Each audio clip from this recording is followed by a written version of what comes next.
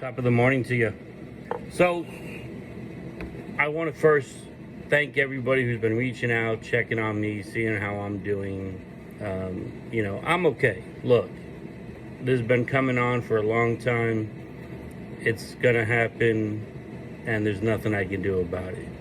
So I just keep moving forward, or I just keep swimming, like I tell everybody, right? That's the way life is. So, as always, to all my brothers and sisters out there, deployed overseas, wherever you are, whatever's going on in your life, know that we care about you. Know your story isn't over. Know that you matter. That you're important. That you're loved. Remember to be you. Listen for that sizzle. Just keep swimming. And be like bacon, because bacon is great. So on today's episode, I'm going to show you how I make a nice, creamy, cheesy garlic chicken. All right, and you know me, I like kick to my food. So for my garlic, I picked up some of this nice hot pickled garlic from the Amish farm. And I'm just gonna crush these down. I'm also gonna add in a little bit of Anaheim pepper.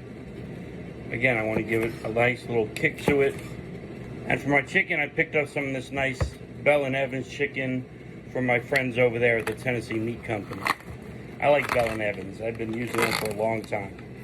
Now, typically, people would cut these into half and just kind of, fry them up in larger pieces.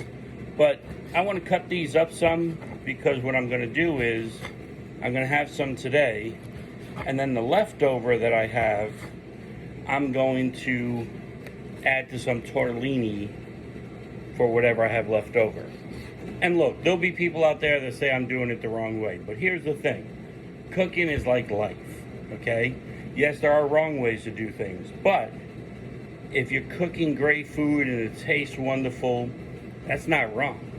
It's just your way of doing it. And sometimes you need to do cooking your way. All right, I'm gonna season my meat up with some salt, some pepper. Picked up some of this nice zest blend. I like it. No salt, no sugar in it. A little bit of paprika. All right, now that my pan is nice and hot, listen to that sizzle. I'm gonna go ahead and add in my chicken. All right, now that the chicken is almost cooked, I don't want to cook it all the way because it'll dry out, and I want to put it back into the sauce. I'm gonna move this to the side, and I'm gonna throw in my garlic and my pepper. I just want to saute them up a little bit, soaking up some of that residue on the bottom of the pan.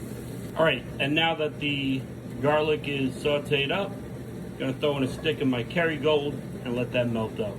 And because we're doing this grunt style, as the Kerrygold is almost melted, I'm gonna deglaze the bottom with a little bit of Jack Daniels. All right, the bottom is nice and deglazed. You can see the spoon just traveling softly and easily around the pan. I'm gonna start adding my heavy cream, mixing as I go along. And then once you have the cream and the butter blended together, add in my Parmesan cheese.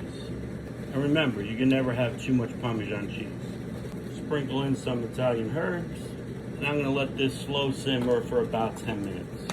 All right, and now that the cheese is nicely melted, I'm gonna go ahead and add back in my chicken and let it low simmer for about 10 to 15 minutes or until the chicken is nice and done.